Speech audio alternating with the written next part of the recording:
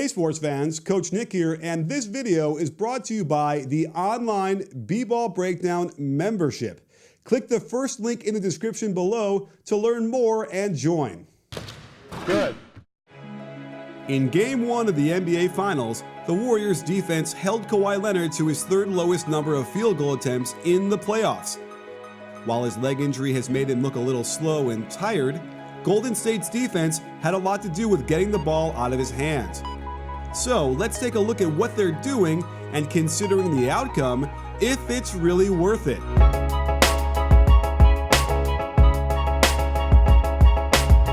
I brought Stefan in from the very popular channel Heat Check to discuss what the defense is doing.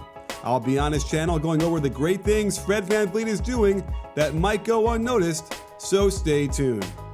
So, Stefan, thanks for joining us today. Let's break into this and figure out what the Warriors were doing to stop Kawhi Leonard and not let him shoot so many baskets. So let's jump right into it. In the end of the first quarter, we have our first clip. And basically what's interesting here is how they seem to be willing to let the short roll happen here and really, by all means necessary, get it out of his hands and take their chances. So what do you see here? Okay, so you can see that one-on-one on this clip, at least he has Iguodala, but you see that Looney, he's also long and athletic. They're going to try to take the ball out of his hands. He does a good job right here of finding Gasol, ball starts moving, finds Fred VanVleet. They want him to take the shot, He's been inconsistent, although good throughout the later parts of the series against Milwaukee.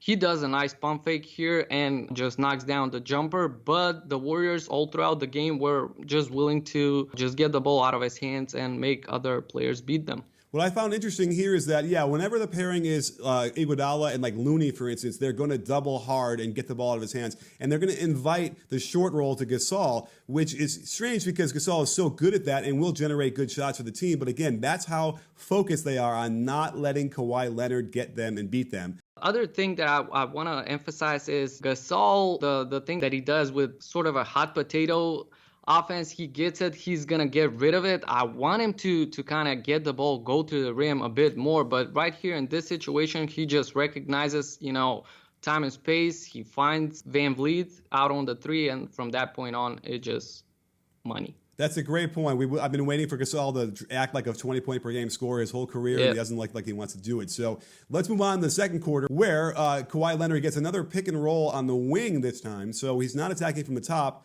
Notice that Klay Thompson is already leaving Norman Powell to shadow on the block. That's how much focus they want to have. They want to have somebody who, obscures his vision to the rim or drive to the rim at all times. That's a great thing with Golden State. They have so many good players that they can just throw at them, and they're not going to be worried about the players on the corner. They know that they can run him off the three-point line if needed, So, and again, as the ball gets back to Kawhi up top, they're still going to run at him, still going to try to get the ball out of his hands, towards the end of the play, as we see gets to Ibaka and Danny Green. Even Boogie Cousins makes a good run at him to get the ball out of Green's hands.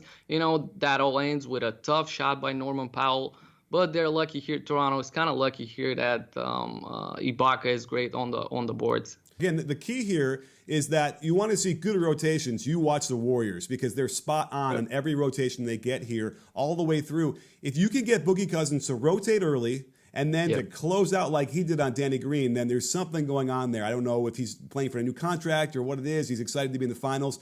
I have never seen Boogie Cousins put out like this on defense, and that's all the credit in the world to Ron Adams and Steve Kerr and the coaching staff. But it is clear here they get a terrible shot at the shot clock buzzer, but all of that rotation opens up the offensive rebounds. And again, the focus on Kawhi can still lead to shots and scores for the Raptors, and clearly that's what they benefited from in Game 1. Well, let's move on to the end of the third quarter because we got an isolation on Kevon Looney on the right wing. And just look at the wall they kind of set up. You have everybody in a triangle in the lane ready for him and staring at him and not going to let him get in. All he's going to get maybe is some sort of a three-point shot that could be contested. And I think that the key here is Looney knows this. So he doesn't have to give him much space at all, knowing that if he gets beat, he's got three guys waiting for him. This is maybe the most obvious example of that defense. You can obviously see what the Warriors were trying to do throughout the whole game. I not really sure how I feel about that strategy, because now Toronto showed that they can get others involved and others can hit the shot.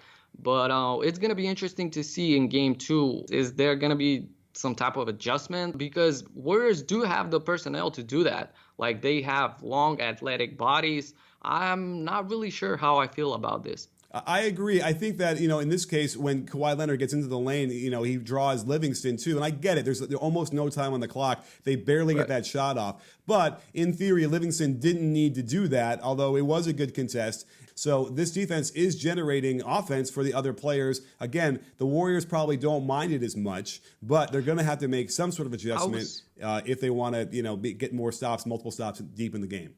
I was gonna say in their defense, a lot of these shots are towards the end of the shot clock, so they do play like terrific defense for the whole 24 seconds. But at some point, you gotta ask yourself, are we willing to give up like wide open shots, even if it's at the end of the clock?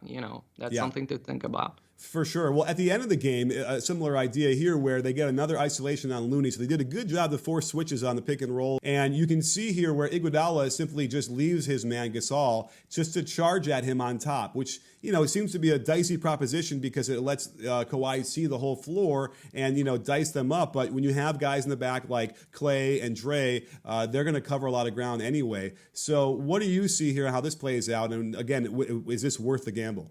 At least in this situation down the stretch, I can kind of justify the Warriors for trying to take the ball out of his hands, because we know that he can beat teams, in crunch time. So I guess they were trying to make other players beat them, and they forced such a tough shot by Fred VanVleet. They were kind of lucky that he got a bank shot, then a roll, and rolled in.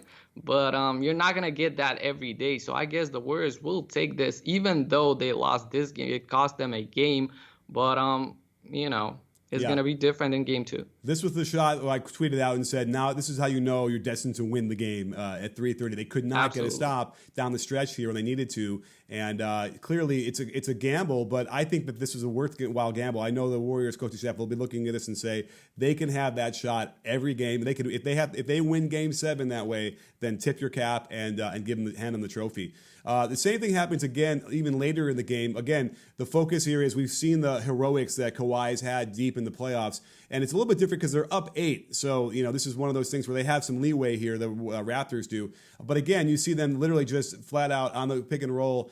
They get to switch again with Looney, and then again, the same thing where Iguodala just traps him out there and pulls him out of position. So what do you see here? Because this is a different result. So right here on the last play, I would be content with just having Iguodala just go under the screen. Even though Looney can move good, it does force a lot of mismatches, and so as the ball goes to Lowry, he is forced into a tough shot, and you get a whole new shot lock, and that was pretty much the end of the story right here on the last play. Sealed the deal for the Raptors. Yeah, again, the focus is, to get it out of Kawhi's hands. I don't think it's a bad idea here for sure. But listen, the rebound was gotten because they got a little handsy here. Iguodala was in perfect position here to get the rebound. I don't know how much Kawhi pushes him, but I don't know how much he has to when Iggy is running in that direction. You see Steve Kerr get really upset and Steph Curry about no call there. They're home. They got a lot of calls in game one. Home court advantage. That's home court.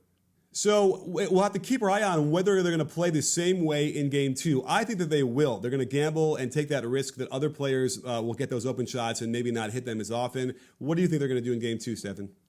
I mean, it's a smart choice to try and make others beat you. It's going to be interesting to see with Kawhi. That he is willing to take and make big shots. So with bodies like Iguodala, Thompson, Green, you have that leverage to just go one-on-one with him. But I guess they're going to mix and match. We'll see. For sure. Well, definitely keep your eye on how they're going to play that. It's going to decide the series, I think. And thanks for coming on the show, Stefan. I really appreciate it. And don't forget, sports fans, at BBallBreakdown, we're not a channel. We're a conversation. You in? Are you in, Stefan? I'm in.